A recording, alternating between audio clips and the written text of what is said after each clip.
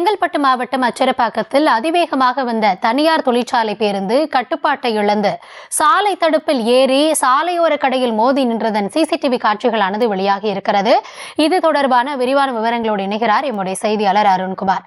அருண்குமார், இந்த விபத்தால யார் யாருக்கு என்ன பாதிப்பு ஏற்பட்டிருக்கிறது? விரிவான விவரம். வணக்கம்.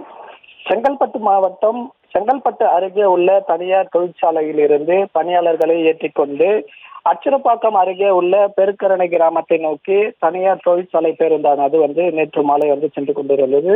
அப்பொழுது அதிவேகமாக வந்த தனியார் தொழிற்சாலையின் பேருந்து ஓட்டுநரின் கட்டுப்பாட்டை சாலையோர தடுப்பு சுவரில் மோதில் சாலையோர சர்வீஸ் சாலையில் இருசக்கர வாகனத்தில் வந்த இருவர் மீது அரசு தனியார் பேருந்து மோதி விபத்துக்குள்ளாகி கடையில் சாலையோரம் இருந்த கடையில் மோதி விபத்துக்குள்ளானது. இந்த விபத்து குறித்து அச்சரப்பாக்கம் போலீசார் வழக்கு பதிவு செய்து விசாரணையை மேற்கொண்டு வருகின்றனர். இந்த நிலையில் இந்த விபத்துக்கான சிசிடிவி காட்சி தற்பொழுது இணையத்தில் பரவலாக பரவி வருகிறது.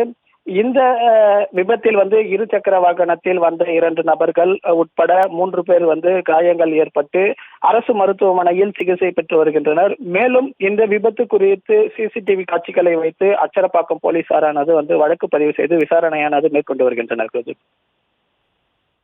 விவரங்களுக்கு நன்றி அருண்குமார்.